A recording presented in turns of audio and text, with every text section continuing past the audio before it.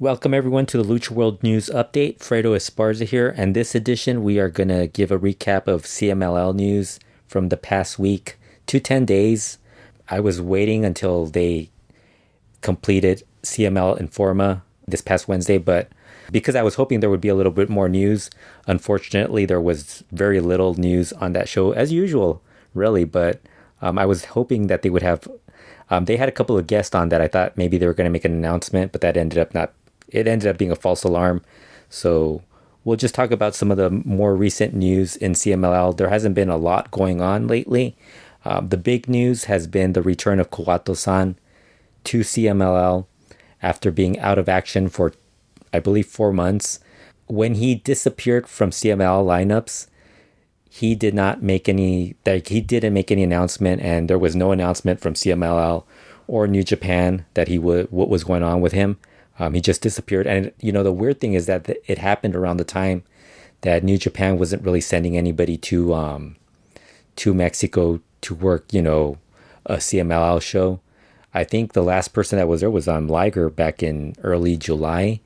And it kind of felt like, and there were so many things going on within CMLL with, of course, the change from Sofia Alonso taking over after the passing of her father, Paco Alonso, switching over from Sofia back to Chavo Lutteroth III.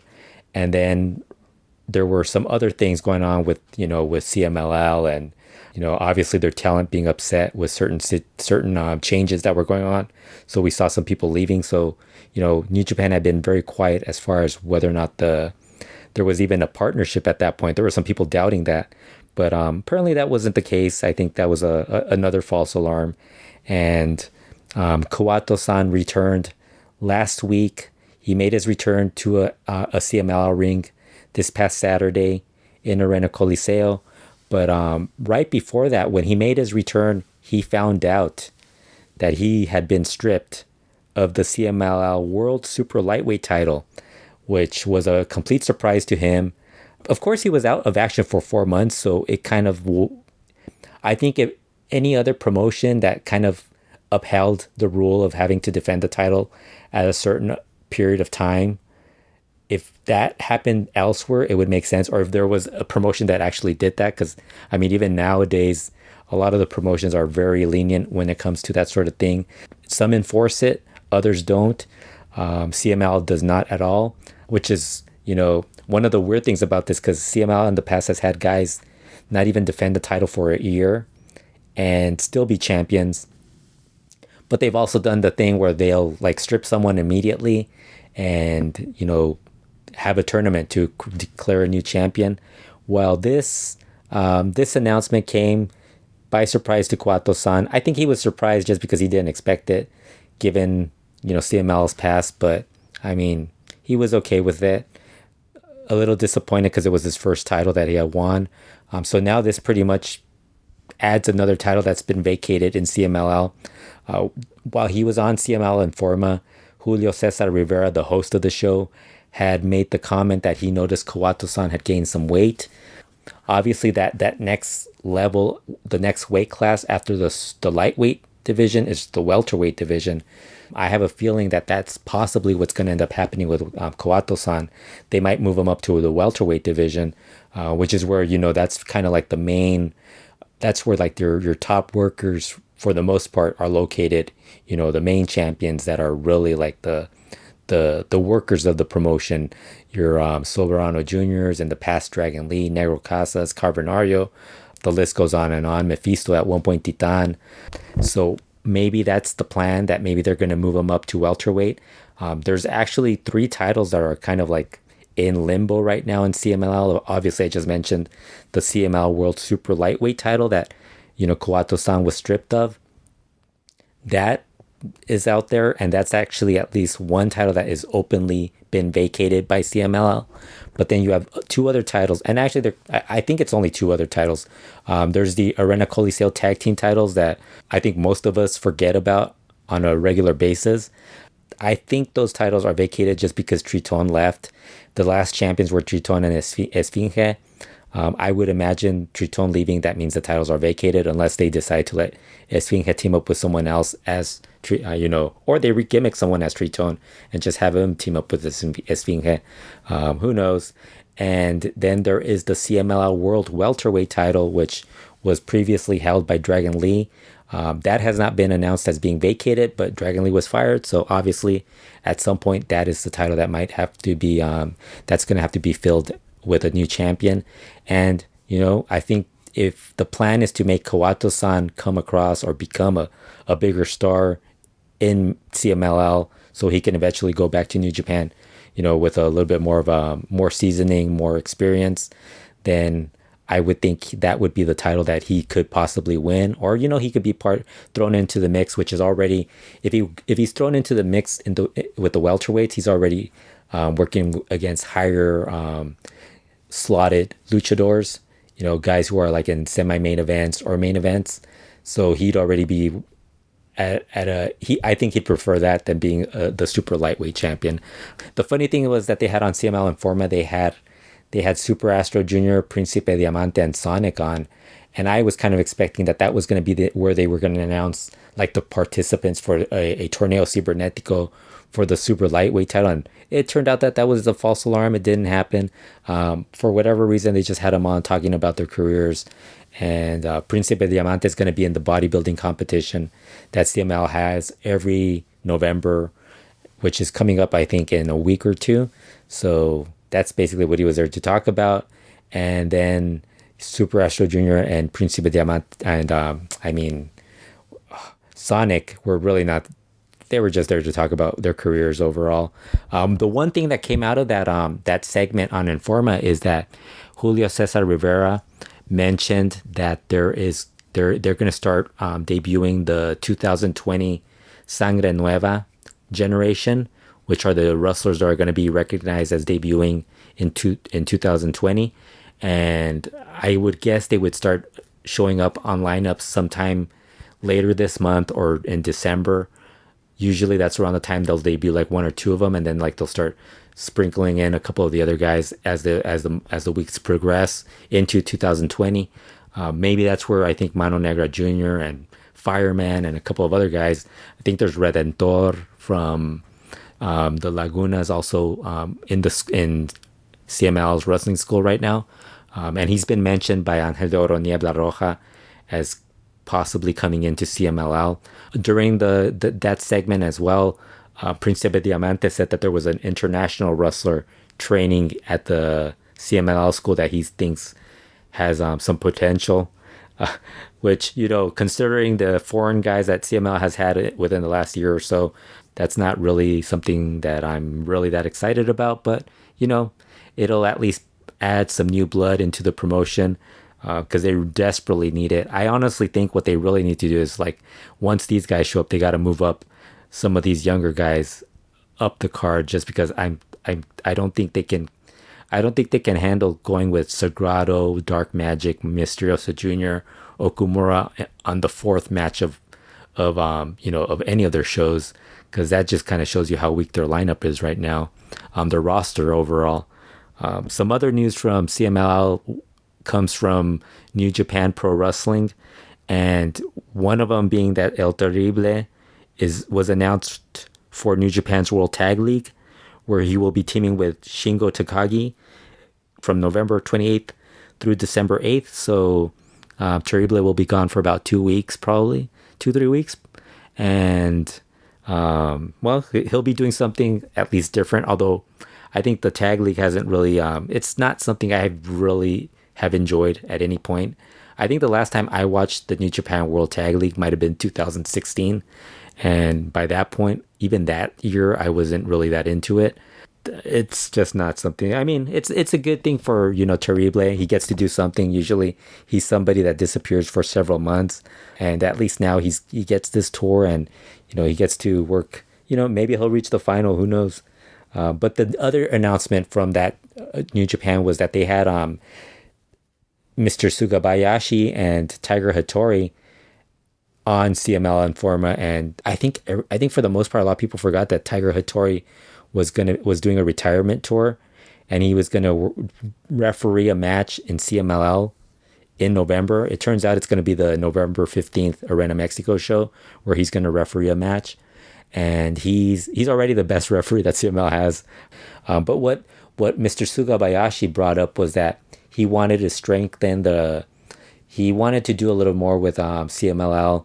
And he said that next year CMLL would be getting, there would be more New Japan talent working Arena Mexico shows. I mean, I'll believe it when I see it, because honestly, I don't think there's really been a lot of talent that has gone from New Japan to CML. There's a possibility it could happen more frequently now, just because, and not only just the New Japan talent. I would assume that would include the whoever's training at the dojo in Los Angeles. But the fact that they're actually kind of New Japan is trying to be more international, working in having shows in the United States. I could see some other guys maybe like traveling to Mexico and then maybe working a Friday show, and if they have like a Saturday Sunday shows in California, then they could just do that.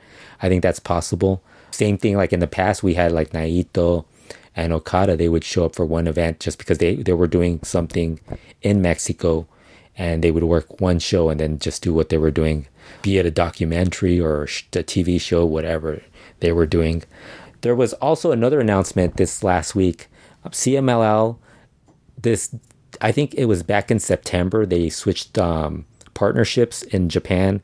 They are now working with the Ladies Ring magazine as their new partners as far as handling the women's division, as far as the CML women going to Japan and the Japanese women working in Mexico. So that was announced. Okumura brought up just gave a little bit of details as far as how that was going to work out. Basically, the 8-year partnership with Reina is over with, and now they've switched over to Ladies Ring, which will now handle all the travel and bookings for the women from going from Mexico to Japan, and which women from Japan go to CMLL. The first female that they send is actually Shoko Nakajima, who actually debuted this past Friday for CMLL, but she's the first one that actually is part of that partnership. One of the things Okumura said was that this partnership allows the CMLL women to appear for more promotions in Japan. As far as in the past, they only basically worked for Reina. And then like once this deal started, I think they worked for more than one promotion the last time they sent a woman to, because usually they'll work Reina and then like the Cacao shows, and I think there's another promotion that they would work for, but now they're going to be allowed to work with a couple of other promotions. I think the hope is that this ends up being something where they're able to get more women from Japan coming in to Mexico, as far as not just variety, but just more, possibly even more frequently, just because I mean, if you watch this past Friday show, just adding one new woman to the trios match, which are always very repetitive, it just changes it a little bit, and it actually makes it a little bit easier to watch, slightly better, more enjoyable to watch. So I think that's the most important thing out of that partnership. Mystique was she appeared on CML Informa, and she made the comment that one of the things that she heard about the partnership was that the CML women would not be leaving for extended tours of Japan. Like in the past, they would go anywhere between, I think they would go sometimes for 3 months to 6 months to work in Reina.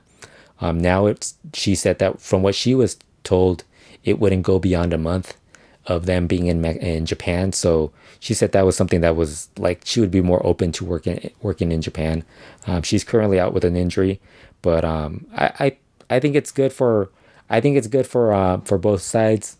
I think it's more so, honestly, if you're thinking about CMLL women, I think for the most part, if you're a CMLL fan, you just kind of want them to like be gone every so often, just because it kind of gets, like I said, it gets very repetitive, and I think we'd rather have something that's just a little bit different. This past Friday show was really boring. I think that's pretty much all I could say about that show.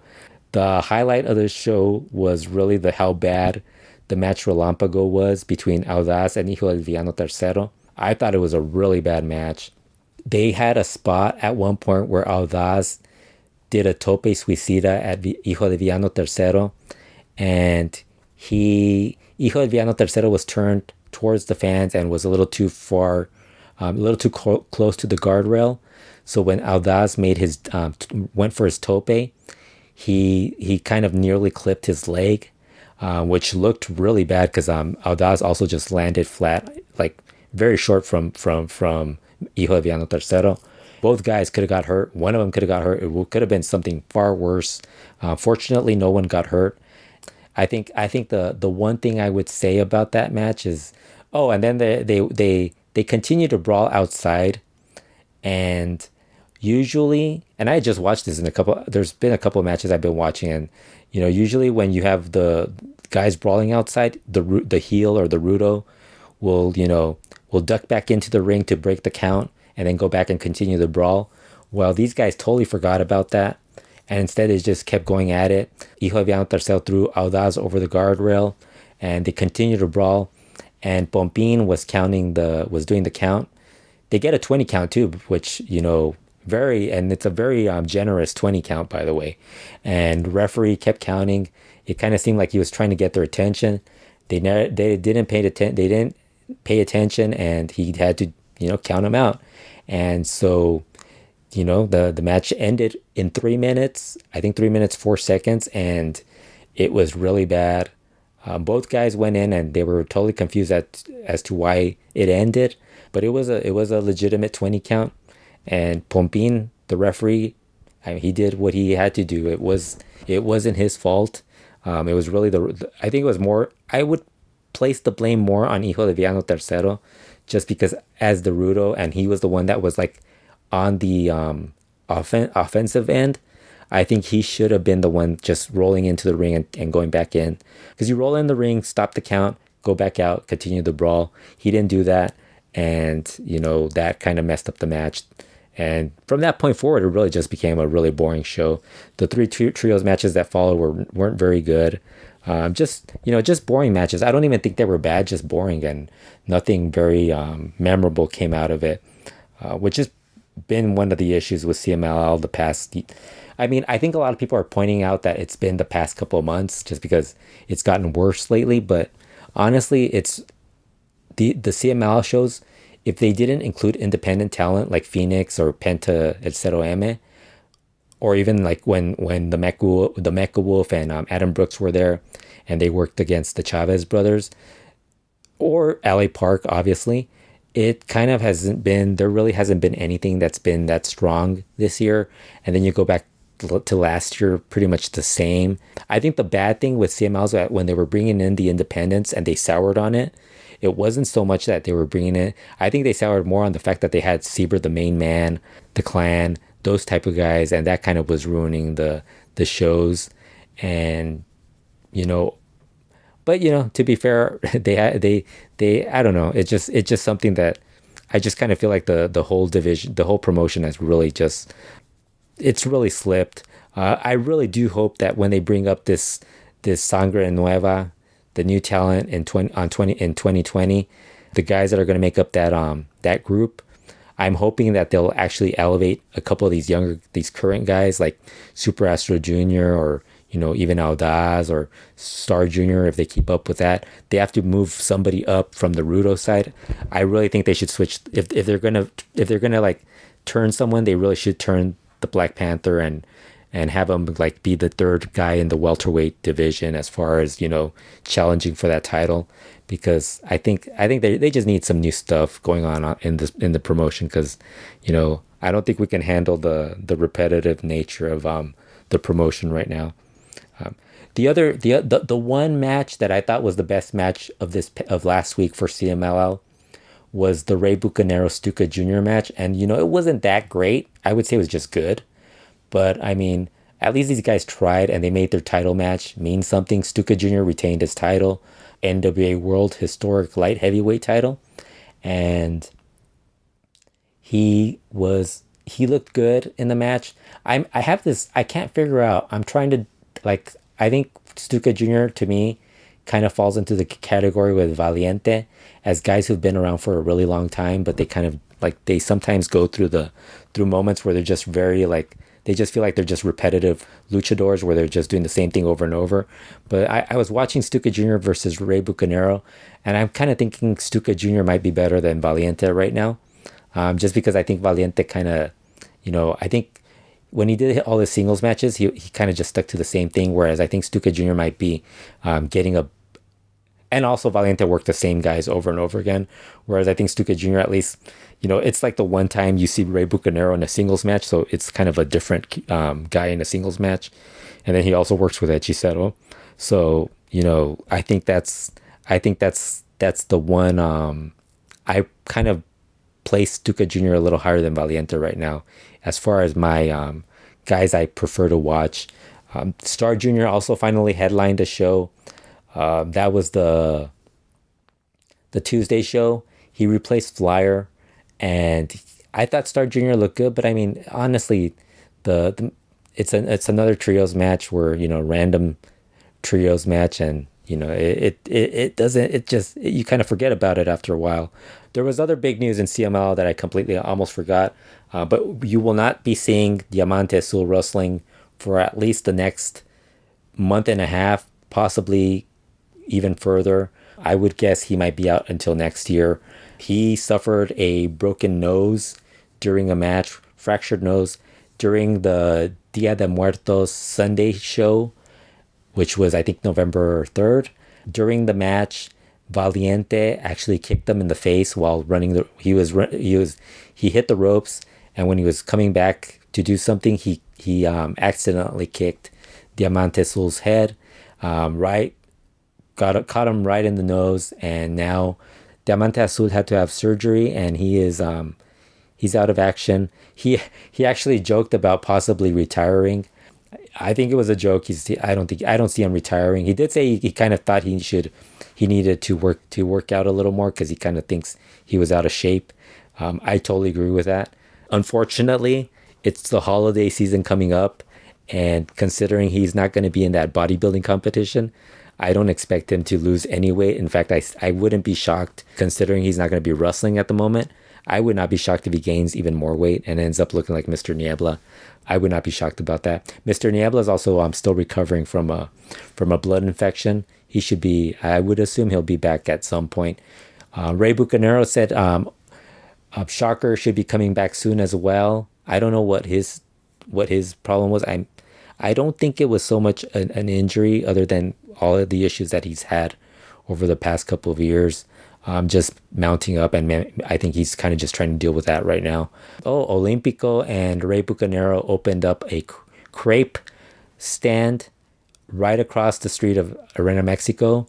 They sell crepes every Tuesday, Friday, and Sunday during the time that there are CMLL shows. I think Olympico said he has a crepe stand where he lives, and that's where he does that more frequently. I guess he does that during his when he's not wrestling, and he does. But they decide to open the stand here, and they sell crepes. Yeah. So if you're ever in Mexico and attend an Arena Mexico show, and you're hungry and you're jonesing for some crepes, go check out Rey Bucanero and Olympico's. It's called Creperia La Arenita. So you could check them out.